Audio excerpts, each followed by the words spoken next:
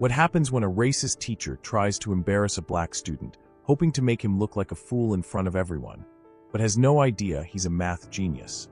Will she escape the mess she created? Or is this the moment her downfall begins? Stay tuned. It was test day at Westwood High. At least that's what Ms. Gertrude Hensley had announced an hour before, but this wasn't just any test. It was a setup, and everyone, except the person it was meant for, knew it. Darius Caldwell, a quiet but confident 16-year-old black student, sat near the middle of the classroom. He wasn't just any student, he was a mathematical prodigy, though few people outside his close-knit circle knew that. Darius never felt the need to prove himself to people who didn't respect him. But today, that was about to change. Ms. Hensley, a middle-aged white woman with a reputation for singling out black students, tapped her bony fingers on the wooden podium. "All right, class," she announced, her voice dripping with fake sweetness. "Today, we're doing something special." Darius frowned slightly. "Special? Wait a second.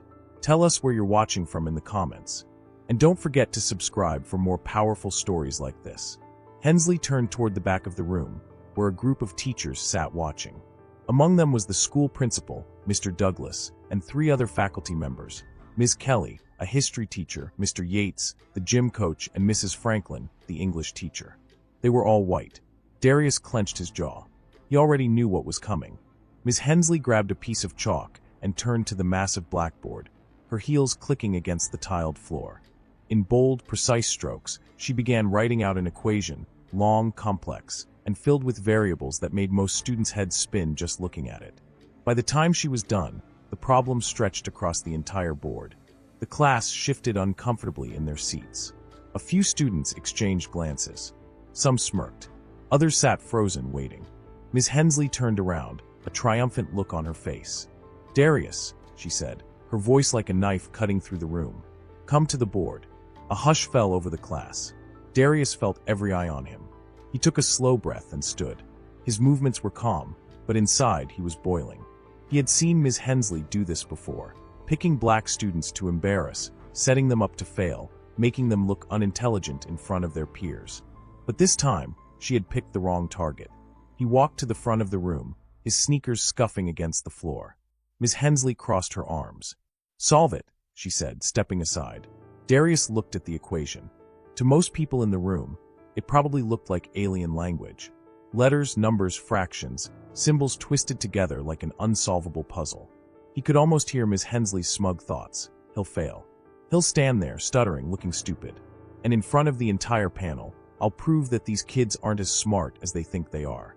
Darius inhaled. Then he picked up the chalk. For a moment, he just stood there, staring at the problem. A few students chuckled. Someone whispered, "He's stuck." Ms. Hensley's smirk deepened. But then Darius moved. With smooth, quick strokes, he began writing. The class went silent. Numbers filled the board. Complex calculations, step-by-step breakdowns, logic woven so perfectly that it looked almost poetic. Darius wasn't just solving the problem. He was dissecting it, tearing it apart with precise, effortless brilliance. The room grew tense. Even the panel of teachers stopped whispering. Ms. Hensley's smirk began to fade. 5 minutes later, Darius stepped back. The chalk snapped between his fingers. He turned to face the room, his dark brown eyes steady, his face unreadable. The final answer sat at the bottom of the board. It was correct. Dead silence. Then, "What?" Ms. Hensley choked out. She rushed to the board, scanning over his work. "That's flawless." Every number was in place. Every variable calculated to perfection. She turned to look at him, eyes burning with disbelief. "You." Darius met her gaze, his voice calm. "Was there a mistake, Miss Hensley?" Her mouth opened. Nothing came out. The class was still in shock. Some students gaped. Others covered their mouths.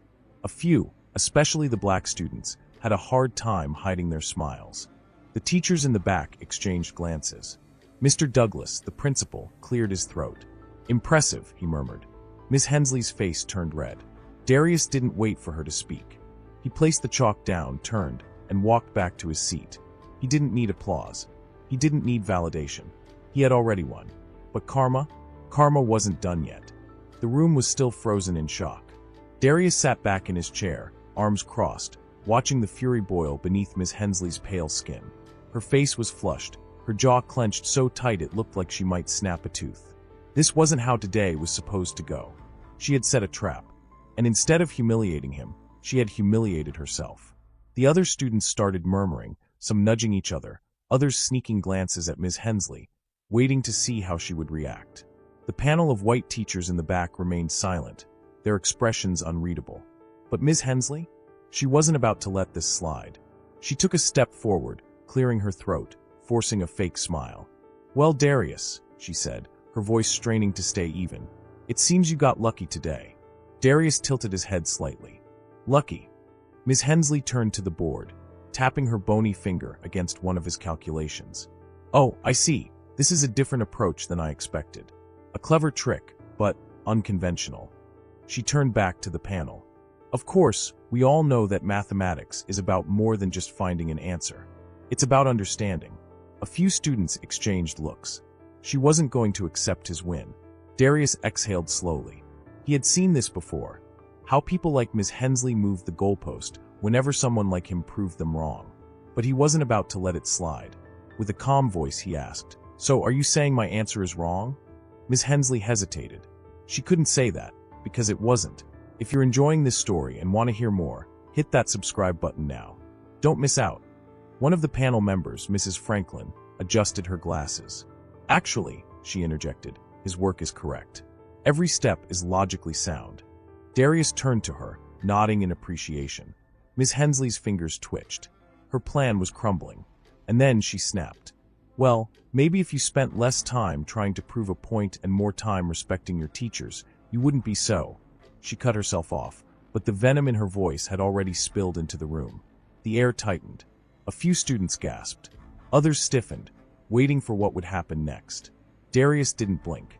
The words hung between them like a blade. And then slowly he stood up again. "Respect." His voice was quiet, but strong. "Ms. Hensley, I respect teachers who respect their students." A few students murmured in agreement.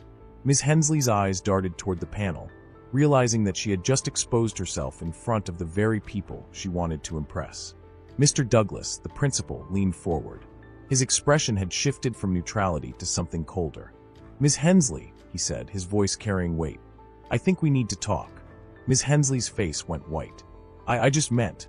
But Mr. Douglas had already stood. "We'll discuss this in my office," he said firmly. Then, turning to Darius, he added, "Thank you for your patience, Darius. You may return to your seat." Darius nodded, sitting back down. Ms. Hensley swallowed hard, her eyes darting around the room. The students were watching her, some with shock, others with quiet satisfaction.